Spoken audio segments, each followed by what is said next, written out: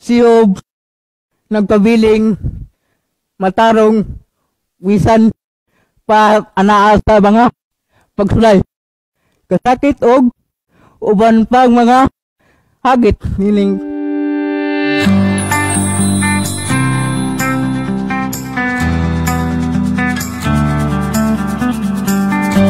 Good evening, people of God. Ang atong tema karon nga siwana naguluhan, embracing your word in God's eyes. Palangga ta sa Ginoo mga kapaglaom. Sa laing bahin, adunay kasabihan nga nagkanayon. Ang buhay ay parang gulong. Minsan nasa itaas, minsan nasa ibaba. Ang kung nata sa itaas, praise the Lord. Diba? Kung nata sa ubos, unsa may atong bation mga kapaglaom. Siguro murag dili gyud arang-arang. May nindot jud na sa kaharuhay. Ang uluhan sa atong mensahe karon naguluhan asa na. Ang atong kitik makita sa Job 42 versikulo 12. Gipanalangin sa Ginoo ang katapusang mga adlaw ni Job. Labaw pa kay sa kaniadto. Magampot na. O Diyos, gamanan, anay ka kita sa mga langit. Aman. Salamat kayo sa mga pulong karon ngangong pamatian. O Diyos, panlangin kini nga makahatag kanamog kada sigon o bisan pa taliwala sa mga pagsulay nang magot ka na ngo anagyapon kami padayon sa pag kinaguhi subay sa imong kaguguton sa ngalan ni Kristo. Amen. Karon mga kapaglaom, na ako'y sugilanon diya kaninyo sa adunay usa ka tawo diya sa Bulag Kasulatan nga ato ng taon mula siya og hayahay walay mga pagsulay. Atong ilailahom ng kapaglaom kinsa kining tawhana. May taong gingan lagob nga dito nagpuyo sa os, nagsimba og matinud-anon siya sa Diyos. Matarong siya og naglikay sa pagbuhat og dautan. Sa Job 1 kapitulo versikulo 2 ay 1 kapitulo 1 versikulo 1. Okay. Sa versikulo 2 may 7 siya ka anak nga lalaki og 3 ka anak nga babae. Sa versikulo 3 adunay siya'y 7,000 ka karniro, 3,000 ka kamilyo og 1,000 ka baka og 500 ka asno. Daghan usab siyag sulugoon og siya may labing dato sa tibok sidlakan. Atong isumada ang kinabuhi ni Job. Number 1 ay una, matinud-anon o matarong. Ikaduha, gipanalanginan siya sa Dios. Ikatulo, pinakadato sa ilang lugar. Mga kapaglaom,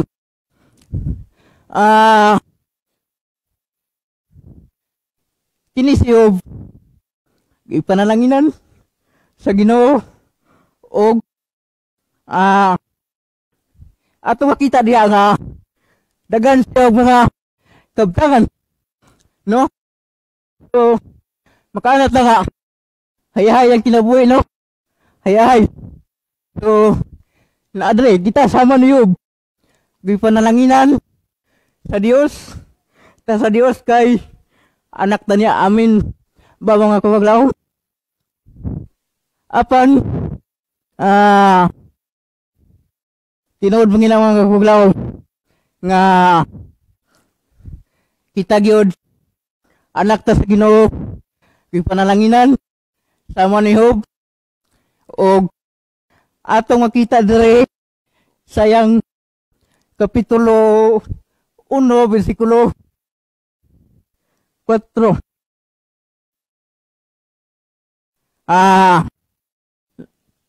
Kung ingon ang taon diya sa kuan mga kabaglaw yung bilanon na siya ay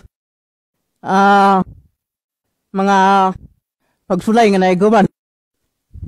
Apan mga kabaglaw, kita dili gyud exempted sa mga pagsulay o kalisdanan nining kalibutan na. Kay sa kapitulo 2 bersikulo 7 nagsulti ang Biblia nga nagingon, busa may biya si Satanas gikan sa Ginoo og gipantos niya si Job sa makalilisag nga mga hubag gikan sa palapa ngadto sa limpulo. Mga kabaglaw,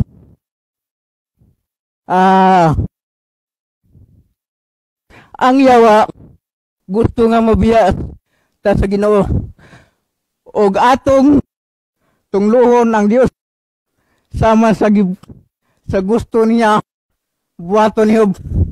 Kani mga kabaglaw si Job, atong makita diya ang sa bersikulo 4 antod sa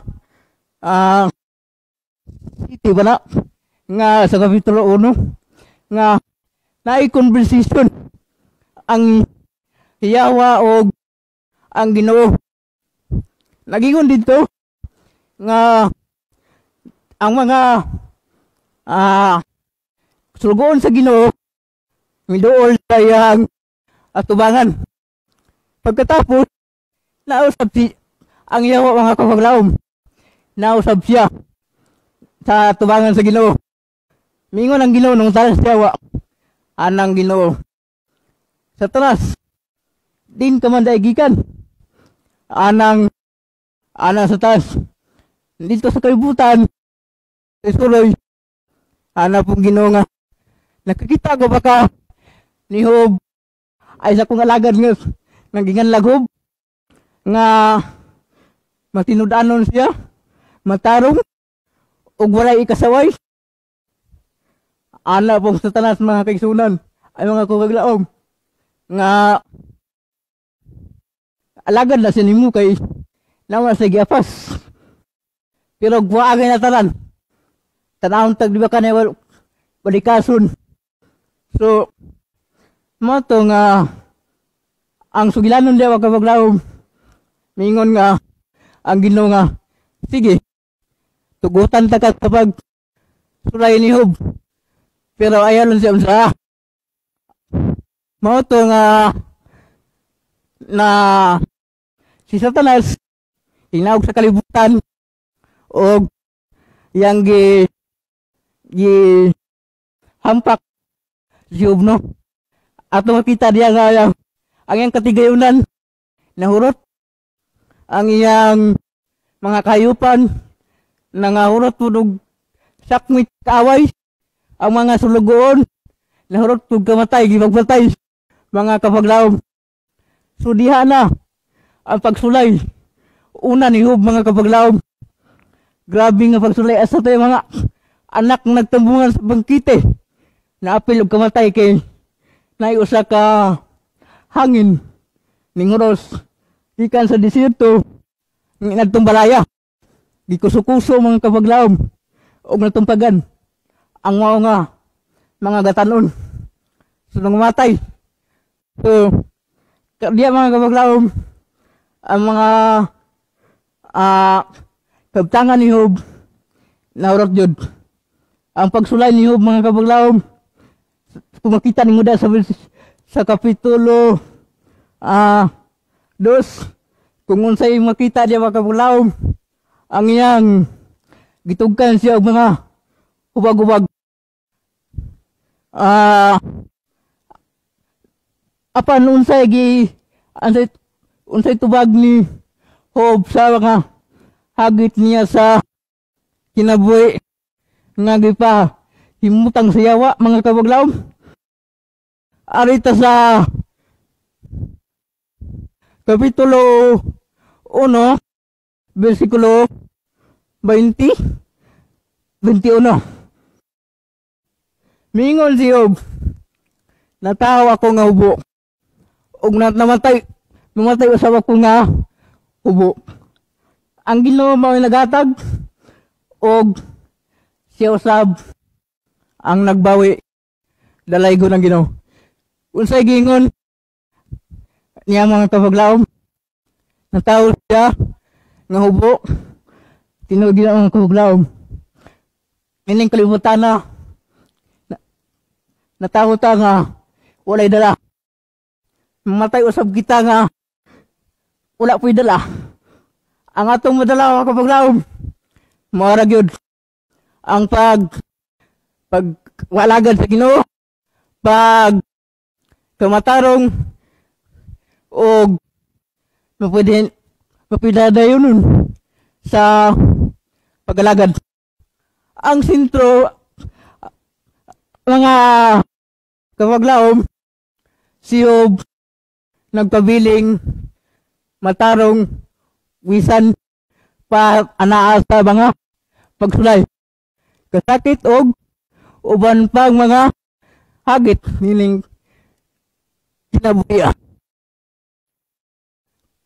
Ang sentro sa atong pagtuon karon, naghawhag ang atong isalig ang tanan diya sa mga bukton sa atong Ginoo.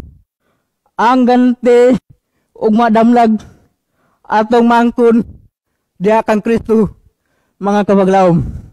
Mga kabaglaom, sa atong kitik kaganina, ang misay naguluhan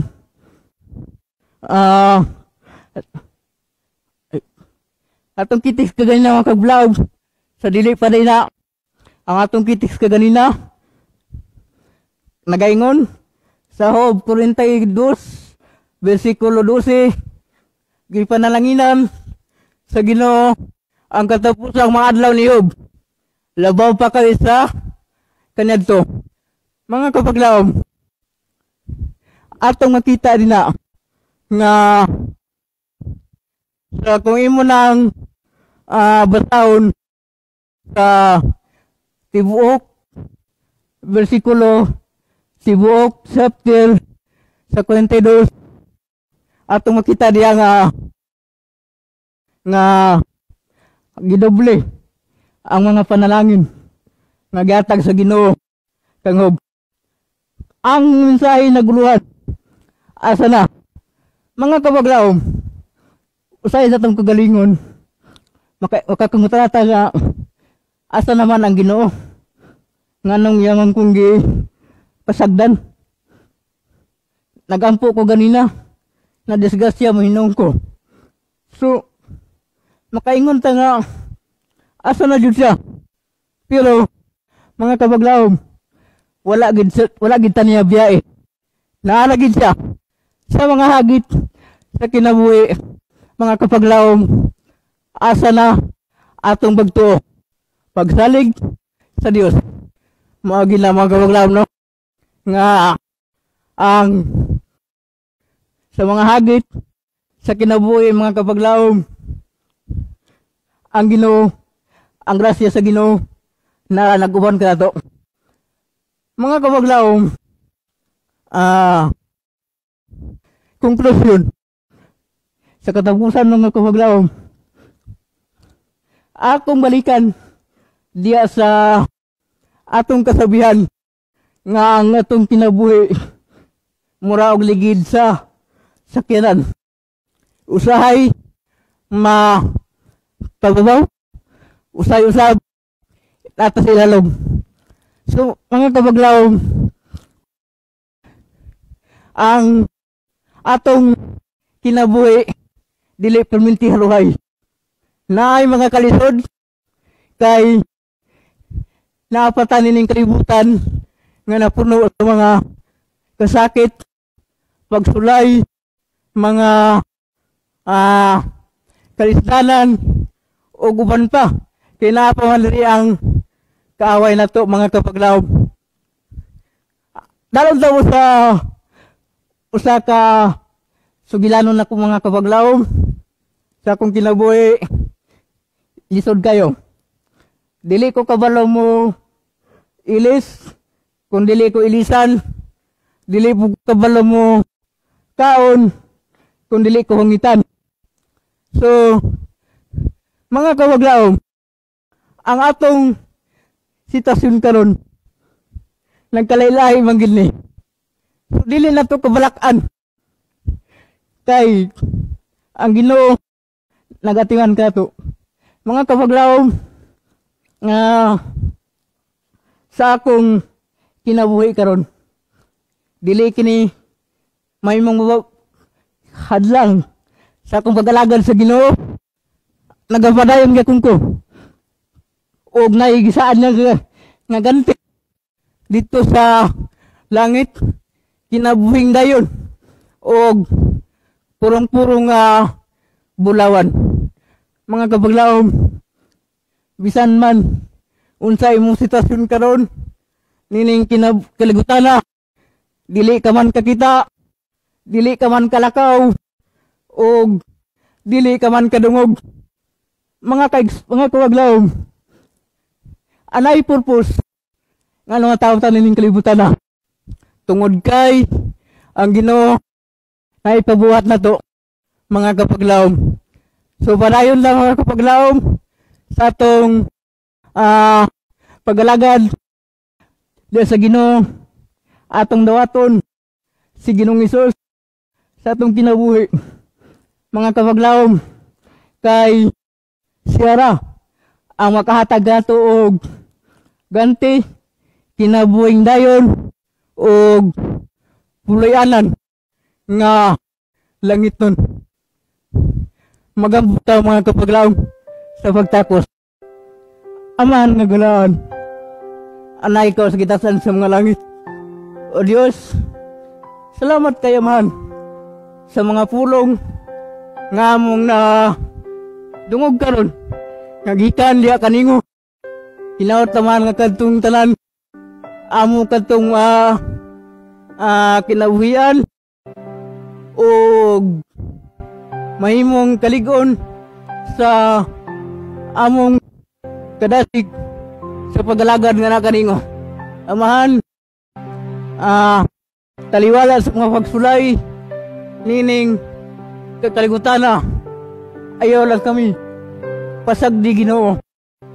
Ubani kami nining madanlog na kalibutan, kay naagyod ang among kaaway diri mga amahan nga naglibot-libot ka nango. O Diyos, wala kami arangay ngo kung malikaw, busa, pasailwa kami sa mga sala, sa pulong sa guhat, sa nauna, kinintra na mong isalig sa pangalan ni Ginoong Hesus. Amen.